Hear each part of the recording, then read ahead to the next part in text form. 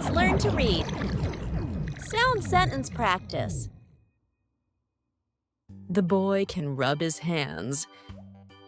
The boy can rub his hands. The tub is full of water. The tub is full of water. She can cut the paper. She can cut the paper.